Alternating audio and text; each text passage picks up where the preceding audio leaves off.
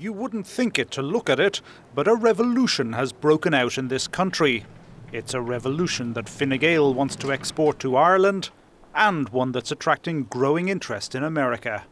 You see, here in Holland, the state is effectively getting out of the healthcare business, and that is revolutionary. As of 2006, the government has decreed that everyone must have private medical insurance and be treated in privately owned medical facilities. There's equal treatment for rich and poor, and they've practically abolished the waiting list. Viewed from Ireland, or indeed anywhere else, this is truly a hotbed of Bolshevism. Since the days of Otto von Bismarck, continental Europe has been used to universal health insurance, but it's all run by the state, with bureaucrats and politicians trying to control costs and provide services. In Ireland, we have private medicine for those who can afford insurance and waiting list-plagued public medicine for those who can't.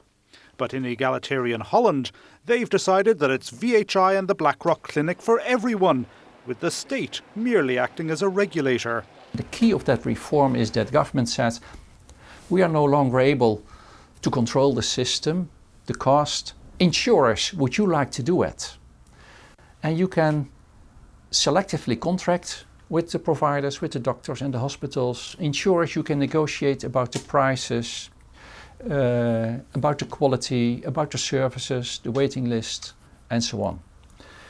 And the idea is that if the consumer is not satisfied about the way that insurers purchase their care, next year you choose another insurer or another insurance product. By law, everyone is required to buy a private health insurance policy. It's community rated, that is, everyone pays the same premium, regardless of age or health status. Currently it's around €1,100 a year. Pensioners and children are free, and there's a sliding scale income-related subsidy, so the relative cost is similar. About 2/3 of the population get a subsidy. The fact that everyone now has private insurance is changing the relationship between doctors, hospitals and patients. With doctors and hospitals, all privately owned, having to compete for customers in order to be paid, they have to give better service and be nicer. But the hospitals, like this Christian ethos one in Rotterdam, like the freedom to run their own affairs this brings. Wij willen zelfstandig blijven. We want to remain independent, to grow our business and keep our patients. We don't want to lose them through increasing competition, so we have to be good. We have to be the best. That's why we pay a lot of attention to the facilities, to good treatment, to our position in the rankings and our reputation. Insurance premiums cover about half the cost of the system. The other half comes from an income-related tax of 6.5% on the first €30,000 of income. A chunk of that money pays for the key element of the whole scheme, a risk equalization mechanism that discourages insurance companies from cherry-picking young and fit customers and pricing the old and ill out of the market. With little room to compete on price, the insurance companies have to compete on quality to attract customers. What I see at the moment is that health insurers are investing in terms of healthcare purchasing, that they are doing their utmost to make quality visible, to be able to measure quality, to show their members, to show consumers that they are really buying quality for them. And this at the end is also the only way they can make a difference, because the competition just on price is limited.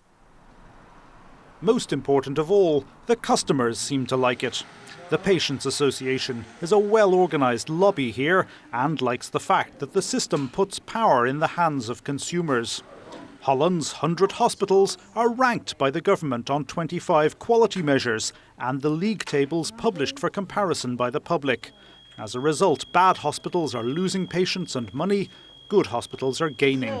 It's an enormous change, and at the moment for the patients and the patient organizations, it's also quite exciting, because you do see now that, especially in hospitals, but also the general practitioners, they start discussing quality with the patient organization, so they actually come and ask, what do we need to do for the people you represent?